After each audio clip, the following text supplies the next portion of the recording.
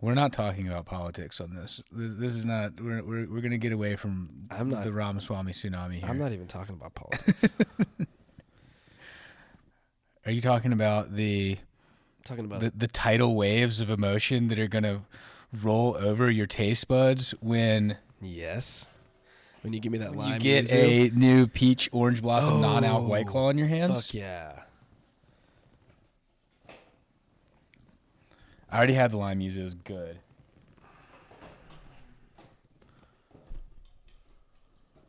Okay, black cherry cranberry. All right, number 3. This is the last one of the night. My favorite so far, to be honest. The peach. Oh, dude, I fucks with that. That tastes just like the black cherry alk one. Tastes just like it. Yeah. No, they've done a really good job of matching the mouthfeels, I feel like. Here's the thing, though, dude. Like, I would drink these if they didn't have any sweetener. Yeah. You know, I would. Would I? I think I would at least once. I don't know that I would buy these like on the reg. I guess that sweetener gives it a little bit of value. It's hard to pay. It's hard to pay a lot for. Just what was your 12 LaCroix. pack? What'd that cost? Accessible, $16 For 12? Yeah, I mean that's what you would pay for the alk ones, right? Yeah, but you could say But there's then you get a bit buzz more with those. value of the alk ones. I mean, depending on how you perceive value, I guess. But I don't know. I like it. Well, hopefully Mark Anthony Brands gets their head out of their ass and signs us up for a fucking sponsorship. Yeah, because we are bringing home the bacon, baby. Yeah. Should we do a show? Mm-hmm. See about it? Yeah. Okay. And we are going to talk about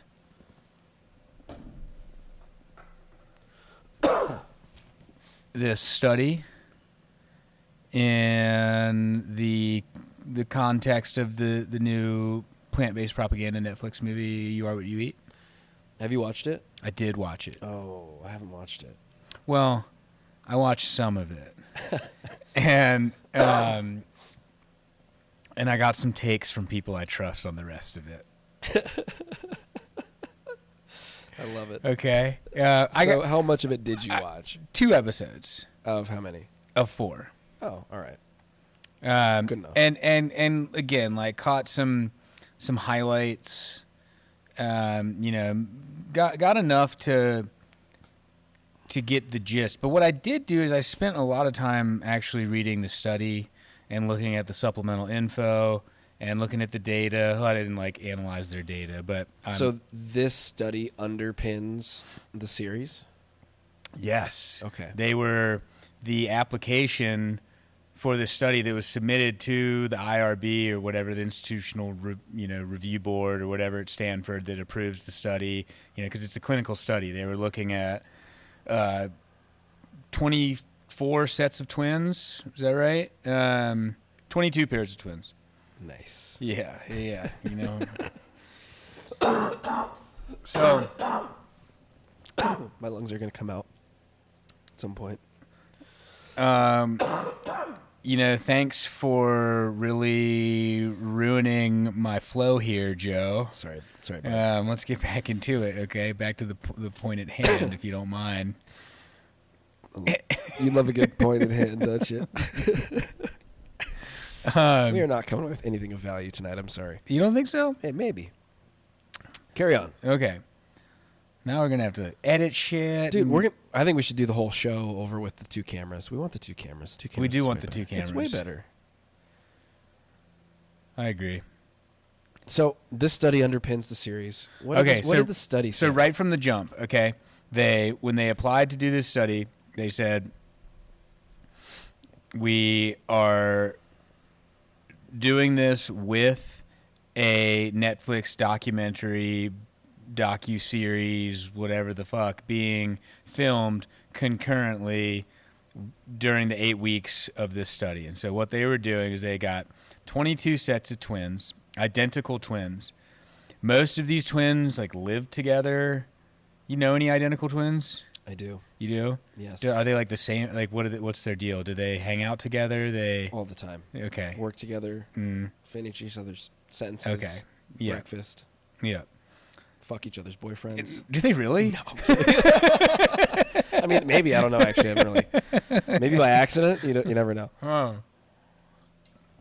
So, it's a cool population to assess when you look at these, these longitudinal, kind of real life clinical trials where they give two different they got two different treatment groups. So they put half of these twins on a vegan diet and half of them on an omnivorous diet. Okay. And their position was that, they thought that there would be essentially some sort of cardiovascular benefit from the vegan diet. And maybe there will be. We'll see. There's plenty of evidence out there that suggests that there are some decreased biomarkers that are associated with, unsaturated fats. So namely, you pretty much expect that LDL is going to come down when you've got a diet that has no animal fats present. Okay, that's like well established. Nobody's really debating that. Sure. I think the debate is whether or not that actually matters. Right. In the context of everything else that's going on, metabolically, with your cardiovascular markers, with insulin, glucose, with your weight, with your total triglycerides, with your HDL, so there's all these other things that we kind of want to look at in, not just in isolation of one another, but we want to look at ratios and like the percentages of time that we're spending in these particular metabolic states. Yeah. And, not to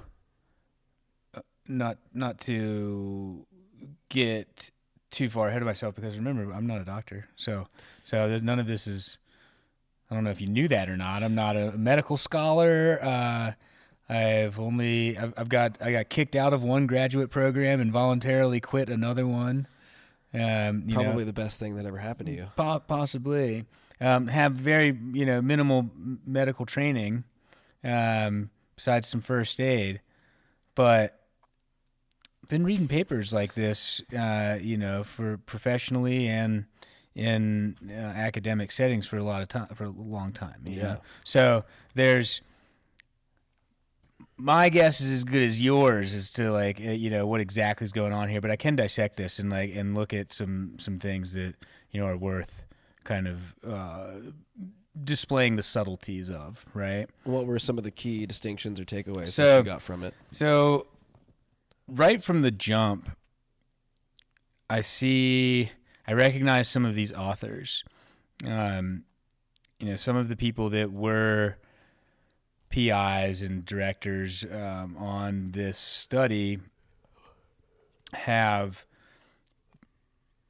a body of work that would typically support a plant-based diet. So up to this point, their hypothesis, across everything that they've done, and we're talking academic journal publications, we're talking, New York Times bestseller publications, so a wide range of literature that some of these people have been involved in that does have typically positive things to suggest about a plant-based diet. Who are some of the names? So Justin Sonnenberg, the Sonnenbergs, Erica and Justin, they're awesome. They've done some incredible work. They do a lot of work on gut-based ecology, how diets change microbiomes, and some of the intermediate markers that are associated with changes in the microbiome and may have downstream correlation with disease. They've done a lot of work in that space and are the authorities on it. that doesn't necessarily mean that everything that they said in the application nor in the results of this study are looked at under a appropriate scope. The results of this study are definitely looked at through a little bit of a bias that would exist. So if you look at the principal investigator on here, a guy named Christopher Gardner, who in the conflicts of interest does relay that he's obtained funding from Beyond Meat. Oh. It was funded by the Voight Foundation. Who's that? Which they funded, you remember that Game Changers movie? Yeah. Yeah. So sort of like plant-based propaganda aimed at athletes. Yep. Saying like showing case studies like Arian Foster, whoever, like some of these pro athletes who existed on a plant-based diet, not only excelled. Yeah. Right. I don't think there was like a lot of follow-up on that movie, at least that was positive. It seemed like they kind of people worked to debunk a lot of those, a lot of game changers positions over the years. Everybody's going to have a little different view on whatever your bias is going to confirm or deny. You're going to find a way to kind of unravel it and make it work for whatever choice you're making a lot of time. For sure. But that shouldn't be the goal of a paper like this. Right. You'd want to present something that's that proves your point independent of your biases, right? Right. So when I read the application and saw, that they submitted to the IRB, and then saw that right from the jump it was going to be the subject of a Netflix documentary, you're automatically kind of, you get a little bit on edge. You kind of like, well, what are they going to? I know exactly what the argument here is going to be. I know that we like to promote a plant-based diet as being, having a lower environmental impact, or having health benefits, and I don't think that that's the debate here necessarily, because all of that's already been laid out by plenty of people before. What's more interesting is why the authors choose to address some of the things that they choose to, and then choose to overlook a few of the things that they choose to not pay much attention to.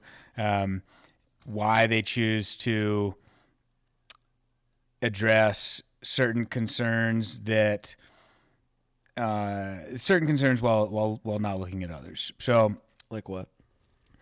Well, the big one that stands out is, I think, by and large, we can all agree that those on a plant-based diet are likely to need some sort of supplementation like B12. If you're on a long-term plant-based diet, you need to figure out a way to get iron. You need to figure out a way to get folic acid. I guess you can get that from some leafy greens, but you do see deficiencies in folate and B12 in a lot of long-term plant-based diets. I think that's most doctors will advise some sort of supplementation long-term. So if we really want to, as the authors are saying here, they specifically state that sometimes a vegan dietary pattern can limit specific nutrients. And so that was something that I would have liked to seen addressed. They do look at B12 in here, but they seem to be more interested in just the change in the primary outcome was lowering the LDL number. So like not the particle size, but just the specific number of the LDL. What's the difference between those two? Well, you've got these two different particle sizes, right? You've got the like large buoyant ones, the like fluffy ones, and then you have these small dense particles. Again, like I don't want to speak out of turn here, and there's plenty of information that people can go look at, see what the difference between those two are. But they're all LDL. But you're more interested in that dense. You're more interested in that particle size, less than the specific number. Okay. So, the traditional dogma has been that high LDL, bad cholesterol, LDL is the bad cholesterol, HDL is the good cholesterol, or whatever, right? So the typical argument is anytime you see elevated LDL, that's going to lead to some sort of cardiovascular event. Yeah. But you have to look at more than just that number. You need to be looking at what is your total triglyceride to your HDL ratio. Typically, it's my understanding that when you have an HDL of over 60, you're in pretty good spot, regardless of what your LDL is. I think they used to want to really prescribe a lot of statins to lower that LDL number, but what we're seeing now with this phenotype of lean mass hyper responders, you're seeing a lot of people who consume a lot of animal fats have sky high LDL numbers, high HDL, no evidence of insulin resistance, fasting glucose below 90, a triglyceride to HDL ratio of 0.5 or even 1, or even 2. Like you're seeing all of these, when you have just a number and you're looking at populations, like it works for just a number, because a population, assuming it's normally distributed, is always going to kind of regress to the mean. And so what we've done over time is look at these numbers, and that gives us this normal or low or high, right? So you go to just get a normal blood panel from the doctor who's been in the field for 20, 30 years or whatever. They're going to see on that printout that has medical coding that's going to be assessed to essentially a fee by an insurance adjuster. When they see normal, they're just using population data to assume that normal. There's no like optimal, or there's very, very little tolerance for anything that's below or above. So like this number is normal, but we don't really want normal. We want to be much more pointed, and we want to have a very deep, we want to have more insight. Well, right. Because just intuitively, it seems like normal in a population that has a significant amount of metabolic disorder would not be very good. It's changed. Yeah, normal now is different from normal in the 70s. For sure. Or the 50s. Yeah. Or the 30s. Right. Yeah. So you have to kind of look at that, and that's something that I would have thought would be more beneficial for the world to know, specifically, like the things that I specifically would have wanted to see that they didn't do. So I would want the authors to address the triglyceride to HDL ratio change, because when you look at their results and you look at that number, which is a really solid marker of cardiovascular health, or like the likelihood of a cardiovascular event, you actually see that ratio get larger in the vegan population. Granted, the change in HDL, the change in triglycerides, the change in fasting glucose, and the change in vitamin B3 levels in the two different groups were non-significant. So the only real significant results that they were able to report were lowered LDL, a lowered fasting insulin. Now, mind you, both in the vegan and the omnivorous groups, their fasting insulin, both at baseline and after 8 weeks of treatment, were still quote unquote healthy. So nobody ever really, by that measure, by that that one indicator, Nobody really became unhealthy. Yeah. Per se. Yeah. We see, that they kind of equated. So the things that were significant: change in LDL, change in fasting insulin, and change in weight. So the vegans lost weight, I assume. Yes, but the diets weren't isocaloric. Oh. So Meaning that they weren't consuming the same number of total calories. Totally. What? Yeah. Over the course, isn't that a pretty important variable to you control would think, and they do, in their defense, in the discussion, they do acknowledge that as a limitation. Now, is that they couldn't control each individual subject getting exactly the same number of calories, or they couldn't get them within a certain range? So, dude, this is again where this whole sort of study design. We need more information. So, what you can't. So basically, what they did when it came to meal time, the first 4 weeks, they delivered meals to these people. So they basically gave them everything that they were going to be eating. Sure. In the second 4 weeks, they, with coaching and having the benefit of the 4 weeks of kind of training, these people did have a better understanding of how to prepare meals. They were kind of coached in healthy meal prep. But what exactly that means is sort of hard to suss out. Even I dug into all the supplemental material. They show a pretty good breakdown of the macronutrient differences. There's absolutely macronutrient differences between what the amount of fat, protein, and carbs these people were taking in on the two different diets.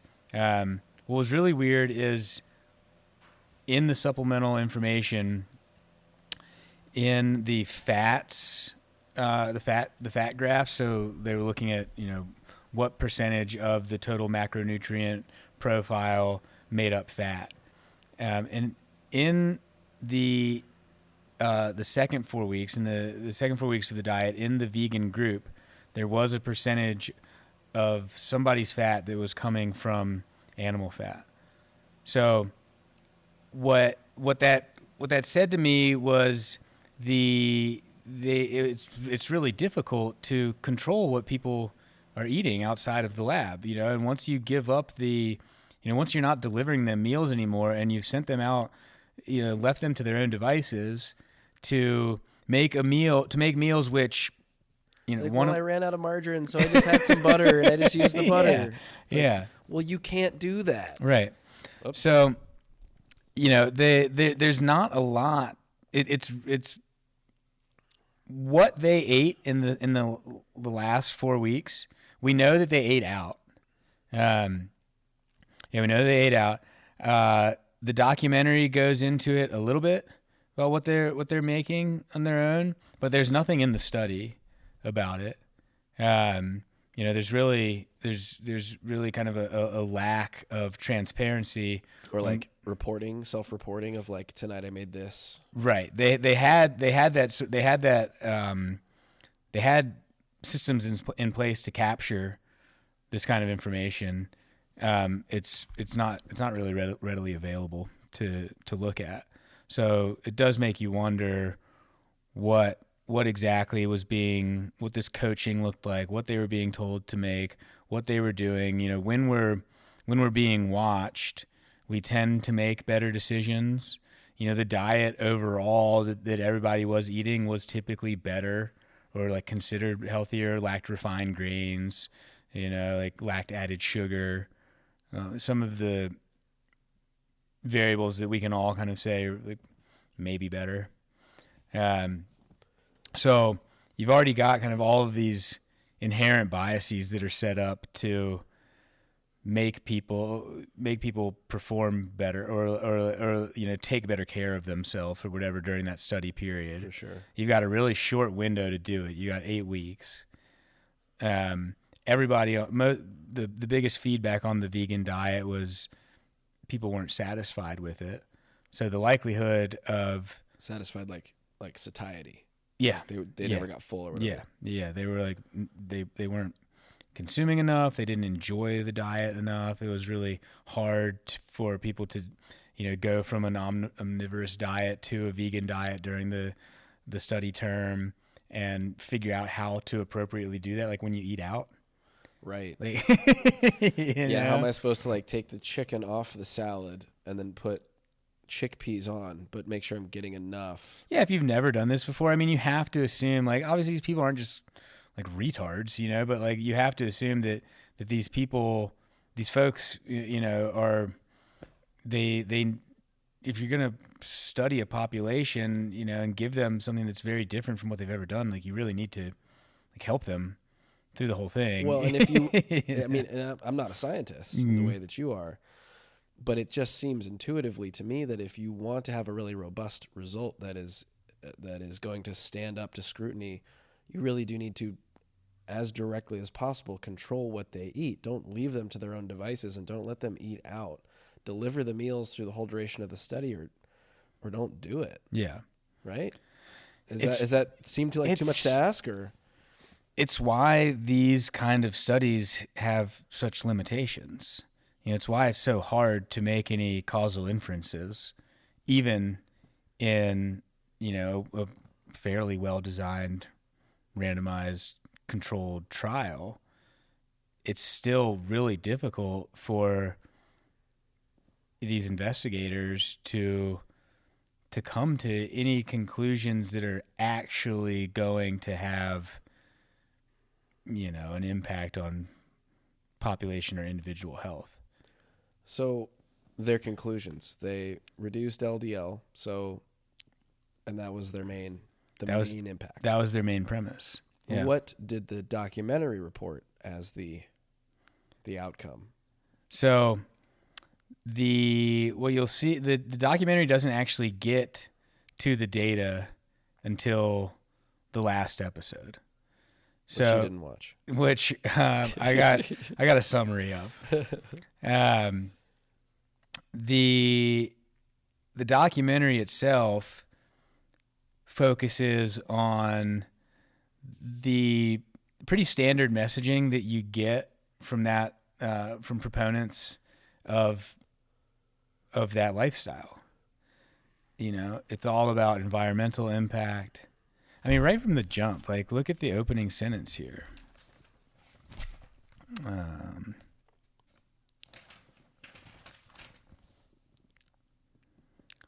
Plant-based diets have gained recent popularity not only for their lower environmental impact compared with an omnivorous dietary pattern, but also for their health benefits. The most significant global health crises affecting our generation are non-communicable diseases and climate change, which are both inextricably linked to diet. So, impossible to disentangle the way we eat from climate change. Impossible. Wow. Like I mean those are fairly like politically and socially charged statements to be starting a seemingly impartial scientific paper, aren't they? Right. And I think that regardless of which side of that argument you're on, because there's benefits for both diets at different times in people's lives. Like you should be free to eat what you want, First and foremost, humans should be free to do what they want so long as it doesn't hurt anyone else. Yeah. Exactly. So I'm not here to like necessarily promote one way or the other. It just seems a little dubious that, they frame the argument plant-based diets have gained recent popularity, or are they just promoted, as such? Right. Well, and I guess the question is, if they have gained popularity, well, why? Right. Yeah. So is it because they're really palatable and really easy? Because it didn't seem like the subjects of the study thought so. No. And again, that wasn't like an outcome that the investigators were looking for. Right. Good on them for reporting it. Yeah. At least, I mean, it's all data that can have some use. Yeah. But that's what I want to see more of the data that's actually going to, allow people to make some clinical inferences and to allow people to be better educated on what is, what one particular intervention is going to potentially do to their health. And, one of the reasons I was really excited about this paper, like the Sonnenbergs do have a lot of valuable, a lot of valuable information out there with regards to, again, like I said earlier, the impact of your diet on your microbiome. I wanted to see, which they said they were going to give in hopefully a supplemental publication. They were going to look at microbial diversity. They were going to look at some patterns of change within the microbiome. But that to me is the more cutting edge, the more actually applicable information that could be gleaned with something like this. But they didn't look at that. They didn't release that information. They released the information that, essentially this functioned as a press release for the Netflix documentary, as opposed to a publication that we can use to, not even like once and for all settle the debate, but at least to actually add some value to the compendium of literature that exists to help us better make these decisions for ourselves, to be more informed. Instead, it seemed to me that your interpretation is that it had some pretty glaring blind spots and biases, and really on net provided more, let's just say, propaganda than real hard conclusions. Maybe even conclusions that are potentially like dangerous for the population. When we tend to conflate the value of losing weight and better health. That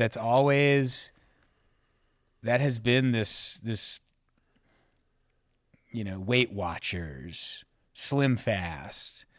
The messaging has always been about losing weight will make you healthy. And in a lot of cases, there is a positive correlation between the two. Well, yeah, if you're 300 pounds and 5'3", you should. Yeah. And this is kind of, this line of thinking has led into, this healthy at all sizes kind of argument, which you can have. Have you heard of TOFI? Thin on the outside, fat on the inside? No. You've got subcutaneous fat, which is just like, what you can pinch, just like the fat that hangs out. And then you have visceral fat, which, gathers around your organs. And a lot of times you can outwardly appear thin and have this hiding visceral fat that is really like wreaking havoc metabolically, but your perception, people would perceive you as being healthy. You might think that it might cause you personally to overlook something that's worth assessing. Likewise, you can have, metabolically healthy obese people. This is a thing. Sure. So the healthy at all sizes argument does hold up in certain cases, but when you kind of when you frame it as sort of like a weight inclusive paradigm, where you're looking at not necessarily, because whatever you do, we're on a journey, right? This isn't necessarily I need to get to this goal. And when you put lowered weight as your goal, you get there, and then what? Is that the end? Did you win? Are you going to get to that goal and then let your willpower down and yo-yo right back to the old weight at some point in time? You know, Right. does giving people the idea that losing weight is, you know, should be held on this high pedestal? Because, you know, lots of times that argument gives way to like substance abuse, you know, or relying on things like Ozempic or Wegovy or whatever, you know, to get you to this end point when really we're all on a journey, and, you know, we're looking to essentially like be as free from disease for as long as we can. Yeah. You know, not like I need to be 150 pounds for as long as I can. Right. You know, because the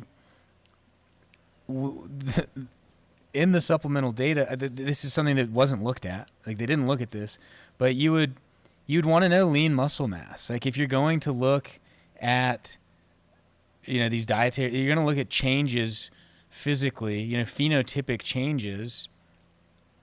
I mean, we can assess lean muscle mass. We can assess body fat. You know, they certainly can at Stanford. Yeah, I would hope. You know, they've probably got some really robust tools. For sure. And you wouldn't even need, you know, like you can still get, you know, close enough results with easily accessible equipment. But they could have looked at those kind of things. So how do we know in this significant difference of weight loss, again, in a study where the diets were not isocaloric, meaning they were less calories consumed on the vegan diet than the omnivorous diet? How do we know that, in fact, the vegan diet had a better health outcome just because they lost weight? Because in that 4th episode, they do compare twins, and they do show lean muscle mass. They do show it on TV, and you can do the math yourself and like you can see on the screen that the vegan diet lost lean muscle mass compared to the omnivorous diet. So they did take a baseline. They did, but it's not in this paper. What? It's not in this paper. And, you know, part of that is because the paper is going to be used to dictate policy. Yeah. You know, the TV show is used for, you know, To sway public opinion. Exactly. Yeah. You know, Nair should the two like shouldn't, you know, have, I mean, I guess they you know, have different audiences, but the outcome affects the audience. Yes. You know, from a public policy standpoint. For sure. And that, to me, is really, you know, just, again, hang up any of the arguments pro or con a plant-based diet. You know, hang up, you know, some of these particular biomarkers that are certainly open for debate as to, you know, what, if any, impact they have. Yeah. Take away all of that, like take the emotion out of it, and just kind of,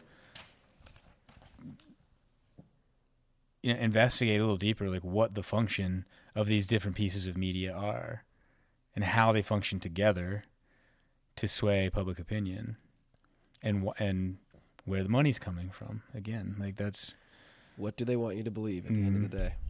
Yep. Very interesting stuff. Thanks for breaking all that down.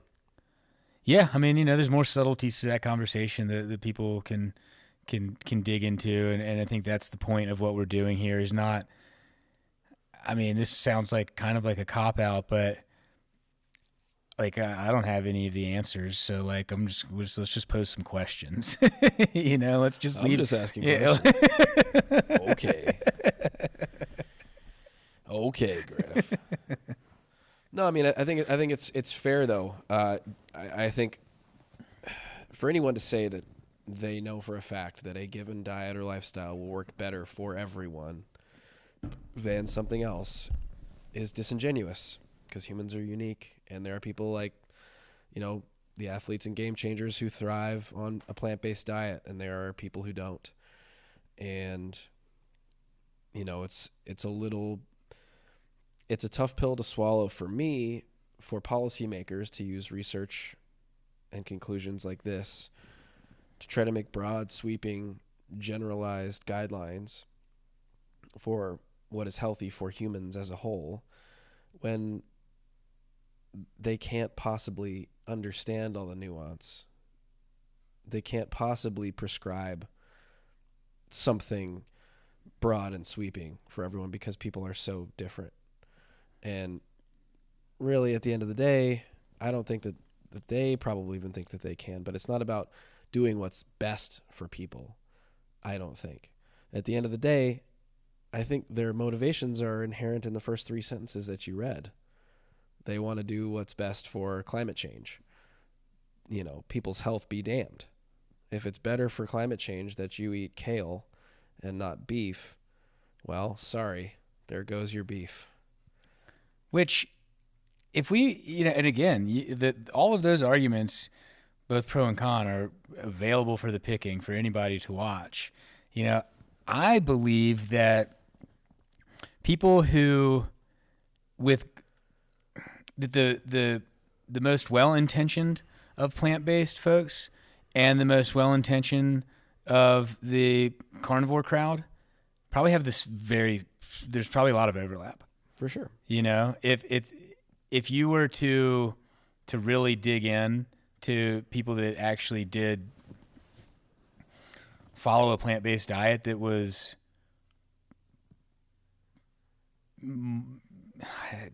for lack of a better word, followed regenerative agriculture practices. You can do that both with a plant-based and an animal-based diet. So I think there are a lot of people who have a similar ethical compass that's pointing one way. It's just not how most everybody is fed, and it does tend to kind of overlook the social determinants of diet, which are valid. The documentary talks a lot about food deserts, of course. These things do exist, but the definition of a food desert is, I believe it's 1.5 miles or greater. You live 1.5 miles or greater from a super center, like a Walmart, a grocery store that has the same kind of options that a Walmart would. I live in a food desert out in Four Corners, because you're like 6 miles from a grocery store or something, right? Yeah. But I've got 3 gas stations, one of which does have a little mini grocery store. Yeah. You can get ground beef, you can get eggs, markets. Exactly. There's the Mexican food market. There's Primal. Yeah. Primal is that's going to be out of reach, for most people, sure. Just from an economic standpoint. You can't be tough to grocery shop at Primal. Yeah. But I guess what I'm getting at, there's several restaurants around there where you can, if you so choose, can eat better off the menu. If you so choose, you can buy the whole potatoes, carrots, guacamole, ground beef, eggs that are available at Town Pump. But we don't, because it's not a matter of availability or even cost, because those things are pretty accessible at that Town Pump. But they're not promoted. They're not marketed. Well, they're not just that, though, Griff. They're not hyper palatable. Right. They're not full of sugar and salt and, super crispy and amazing to chew and experience as a whole, experience, really. They're boring. They're just normal foods. So I think that that's probably one factor. People are so desensitized, really, by the things that are just so incredibly flavorful, that you don't want to go back to the boring stuff, right? Makes sense. Until you do. Until you start, until you do get into it, sure. Until it becomes what you eat, and then it's just what you eat, and you go about your day, and you function. You add more to this world that's in terms of importance and benefit for humankind than like what just what your lunch was. For sure. If the food, the calories, like it's just information. It's energy. It's just fuel. It's what we need to in order to make it so that we can go out and do great things for other people. For sure. So if you begin to sort of look at it through that lens, where like, yes, it can be, I mean, again, this isn't meant to like strip all pleasure from life. Like the plain salt element. Yeah. It's not, but it's also you can't say like our lives are enriched because we have 8,000 neon colored options of, different hard, soft, chewy, sour, sweet, brightly colored packaged candies available. Like, is that really like bringing a ton of value to the world? I mean, it really, it's incredibly subjective. You can't say one way or another. But I would say that even a kid who wants to eat nothing but Reese's peanut butter cups eventually gets a stomach ache and goes, ugh, I want some real food, And then they go and have some real food and they feel good. So like even the most susceptible people within society to the allure of hyperpalatable foods do still have a bit of a compass that does still work for them to find their way. So go ahead. Sorry. I was just I wanted to go back to something you said earlier about people who are on a vegan lifestyle and people who are on a carnivore lifestyle, but both subscribe to regenerative ag practices have more in common. And that draws a distinction between regenerative ag and sort of industrialized monocrop agriculture or concentrated feedlot agriculture, raising animals that way. Would you say that the problem is less, the environmental problem with food is less what exactly you're eating, plants versus animals, versus the way that they're being raised? Well, that's going to be so many people. The other like big side of that argument is everybody who, like, let's say it's not about nutrition for you. Let's say it's about a preservation of the species. Trying to avoid animal cruelty. Well, if you don't take the more intentional route with how you source your food or how your food is grown, then you're just buying into the normal kind of monocropped supply chain, which is in and of itself completely devoid of biodiversity. All the birds are gone, all of the rodents are gone. All just of it smothered in fertilizer and pesticide or whatever. Yeah. So, like, where did they something had to? There's every gimmy's for every gimme there's a gotcha. You don't get that.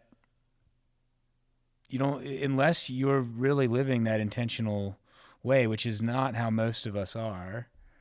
Whether we think that the product we're buying is, comes from some idyllic pasture, more often than not, we've got like let's say just a carton of eggs that you're going to buy anywhere. Maybe it says like pasture raised. What does that mean exactly? What are they fed? All of this stuff is everybody's had these arguments before, but it's just something that's so easy to overlook for the vast majority of the 350 million people here. Most people, especially if you're the people that we're concerned about who are suffering the most from these social determinants of health, are the ones that are probably least likely to have ever even heard of regenerative agriculture. They're probably the folks that are the most likely that are the most likely to have to shop, at a place that only has hyper-palatable food. And it's never really been showed another way. So how many of those people are reading this? Or maybe, I don't know how many of those people are watching the Netflix documentary. How many of those people would struggle to put together, any kind of semblance of a nutritious diet, of a nutritious vegan-based diet, plant-based diet, living in a food desert?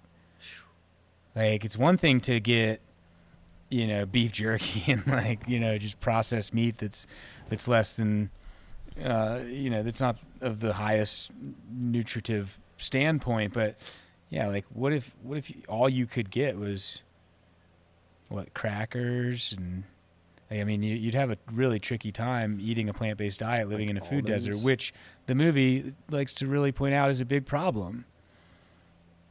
So there's got to be some consistency here in the, how you kind of string together the points of evidence that kind of add up to this whole thing. And that's why it's maybe spread across multiple episodes, to give them a long time to tell that story, and a long enough time in between for people to forget about whether or not there's actually, whether that impact is actually worth considering in their daily life. Yeah.